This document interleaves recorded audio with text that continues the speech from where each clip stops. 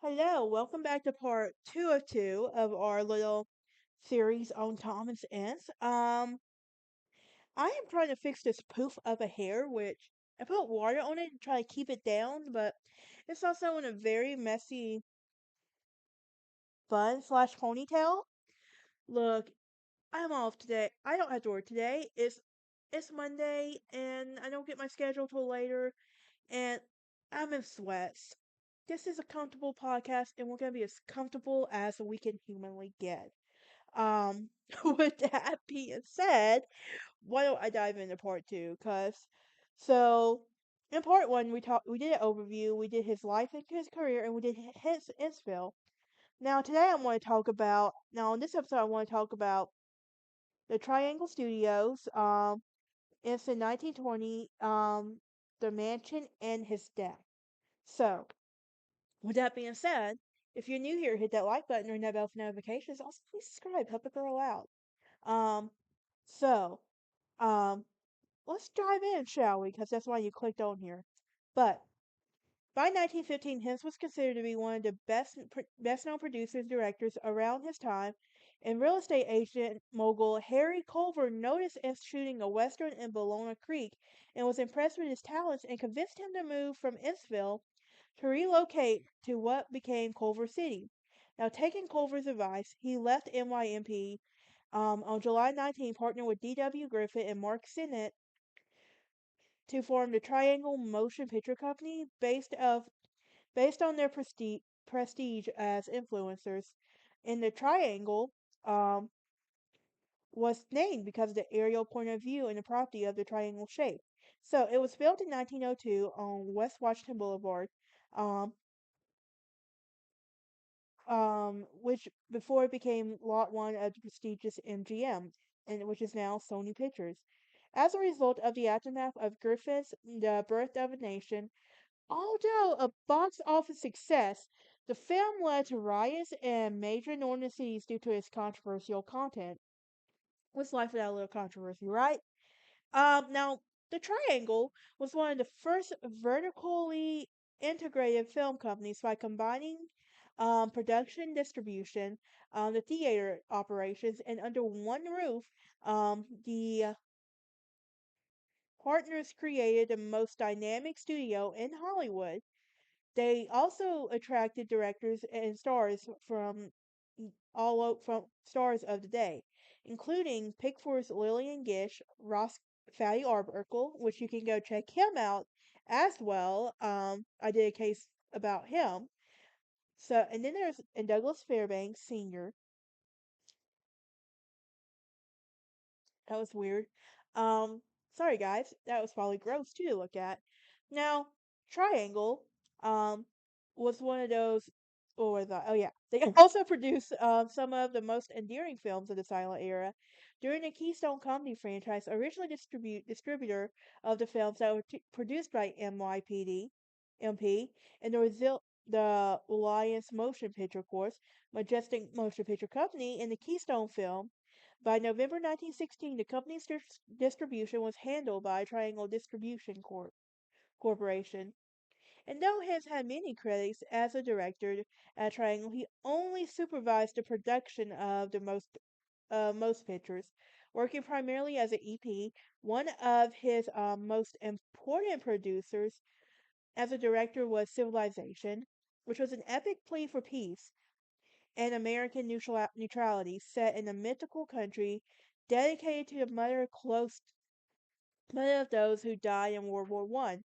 Now, the film competed with Griffith's famous epic Intolerance and beat it at the box office, and Civilization was selected for the preservation of the National Film Registry by the Library of Congress as being culturally, historically, and aesthetically significant. Now, Hess added a few stages in the administration building to the Triangle Studios before selling his shares um, to Griffith and Sennett in 1918. 3 years later, the studios were acquired by Goldwyn Pictures, and in 1924, the facility became Metro Goldwyn Mayer Studios. Although many believe that such classes as Gone with the Wind, King Kong were later filmed in the same lot. These movies have been shot on West Washington Boulevard at the Thomas Ince Studios. Now let's talk about Ince in 1920. Um, for a while, he would join Adolf Zucker from Paramount to Paramount Artcraft Pictures, which would later become Paramount Pictures. However, he yearned to go back to running his own studio, and on July 19, 1918, Samuel Goldwyn acquisition of the Triangle lot. He purchased a 14-acre property at West Washington Boulevard, an option basis from Culver, along with a $132,000 loan, which forced Thomas H. Studios, which operated from 1919 to 1924, and his was later was in another Culver City historic landmark. While his conceived the idea of building his own studio, he was determined um, to have it different from others. Plans were submitted by him and architects such as Meyer and Mauler, and included having a whole administration building made into a replica of George Washington's home at Mount Vernon, resulting in the administration building known as the Mansion, um, which was the first building on the lot. Now, in the back of an impressive office building, there was approximately 40 buildings, most of which were designed for a colonial revival style. A small group of bungalows built various crimes and design styles that were popular in 1920s and 30s were constructed by the west side of the lot by 1920, and two glass stages, a hospital fire department reservoir, swimming hole, and which were completed that same year. Now, President Woodrow Wilson took a tour of the studio, as did the King and Queen of Belgium, along with their son Prince Leopold, among many pomp and ceremony. Now, Hence had three com- had two or three companies continuously own the lot at the time given were film historian Mayor Winemaker, and he was working with a team of 8 directors, and he retained creative control of the films, developing and shooting scripts, and personally assembling one of his films. By now, Hess had drifted away from westerns in favor of social dramas and few significant films, including Anna Christie, based on a play from Eugene O'Neill, Human Wreckage, which was the early anti-drug starring Dorothy Davenport.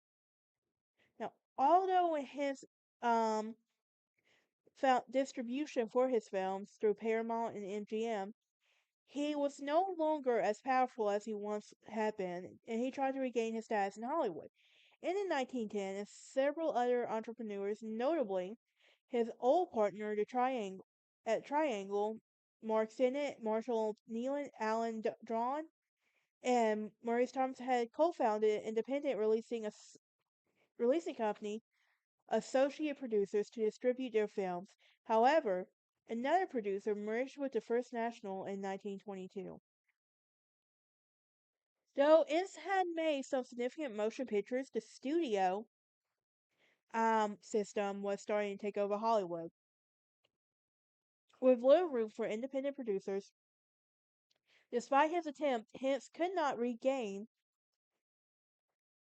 the powerful standing he once had in industry, and he was also another independent producers tried to form the Cinematic Finance Corporation in 1921, which made loans to producers who had already been successful but only accomplished its goals with limited sense. In 1925, a year after his death, the studio was sold to Ince's friend Cecil B. DeMille. And besides DeMille, among those who had offices were the laws of producer Howard Hughes, and Selznick International Pictures. About 4 years later, DeMille sold his interest to Paft, and the studio became known as Paft Culver City Studio. Now, by 1928, after mergers, the studio became PKO Paft, and by 1957, a number of other studios followed. In 1991, Sony Pictures purchased the property as the home for its television endeavors, renaming its studios, naming it as Culver Studios, selling it in 2004 to a group of investors. Um, the street interesting the studios is also named Ince Boulevard, and the studio is home to Brooks Films today. Now, let's talk about his death. Ince died at the age of 44, and he was the subject of media speculation and scandal with rumors about murder, mystery, and jealousy. The official cause of death was a heart failure and uh, mystery heart failure, and while witnesses corroborate his that his medical condition brought his death, rumors and sensationalism continued decades later, which was fueled by the 2001 release of The Cat's Meow. In late 1924, Ensign William Randolph Hearst began negotiating a deal under in which Hearst Cosmetology Productions would lease Ince's studio. Now, on Saturday, November 15th, Hearst visited Ince Dios Dorados estate at Benedict Canyon Drive, and he invited him to the cruise and his yacht.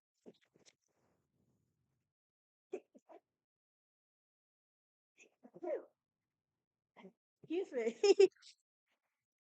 Excuse me. Oh gosh. Anyway, to his yacht, Onita, and to honor Izzy's birthday, and work out details of the cosmetology deal. Now, according to Izzy's window, Nell Ince took a train to San Diego, where he joined the others to the following guest the following morning. Um,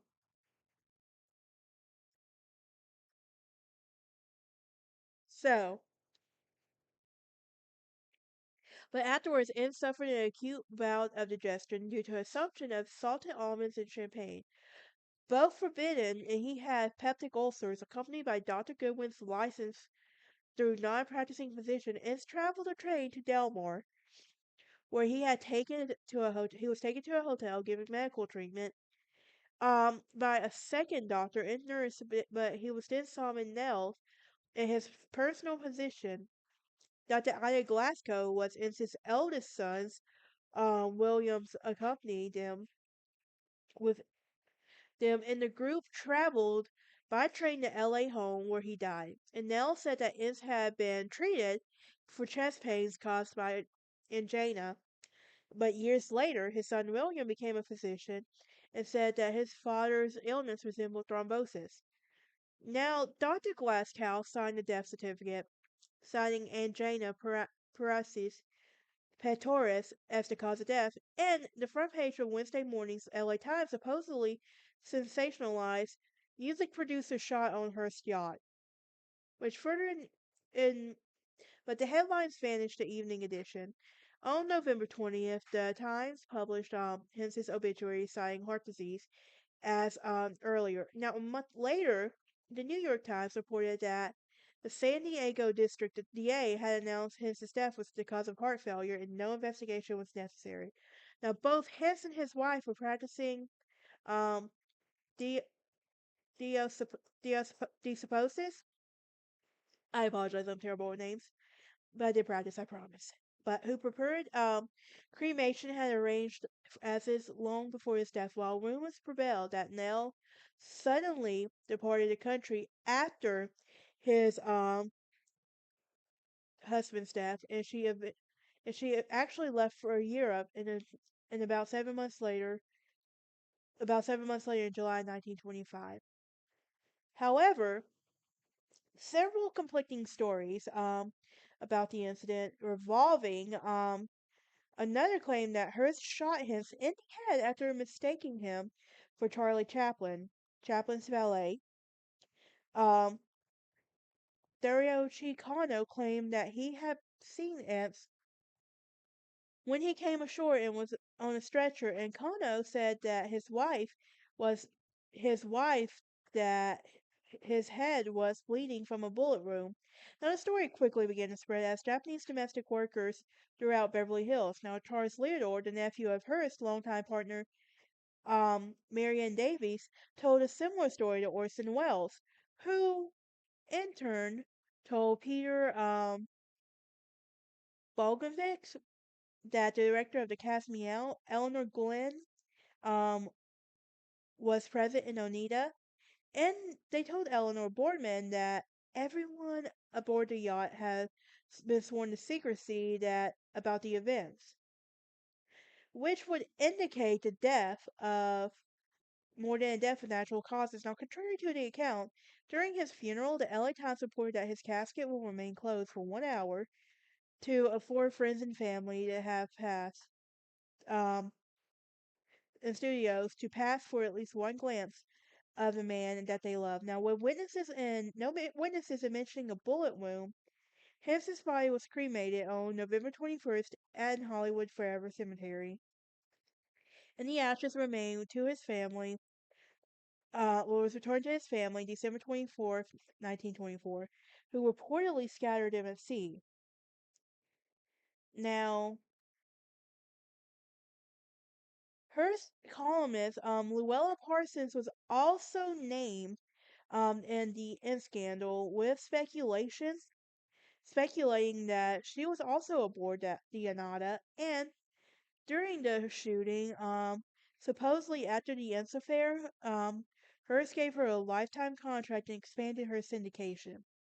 However, other sources show that Parsons did not gain her position with Hearst as part of Hush Money, but it had been part of a motion picture editor that Hearst, New York American, in 1923, during the contract of which was signed before his death.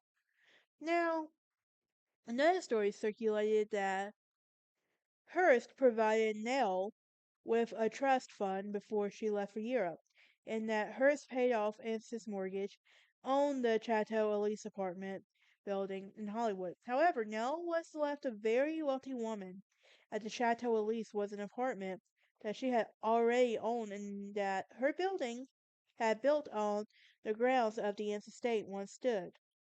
Now, years later, Hearst would speak to a journalist about the rumor that he had murdered Ince. Not only am I innocent on that, but so is everyone else. And Nell herself had increasingly frustrated with the rumors surrounding her husband's death, remarked, "Do you really think I would have done nothing if I had suspected that my husband had been the victim of foul play on everybody else's part?" But still, this myth of his death has overshadowed his reputation as a pioneering filmmaker in the role of the growth in the industry today. But his studios was once sold after his death, and his final film, Enticement, was a romance set in the French Alps, was released posthumously in 1925. That is it for this episode. The last part of our old Hollywood crimes is going to be Jean Harlow, and you're possibly wondering, how does she tie into true crime? Tune in next week and you'll find out.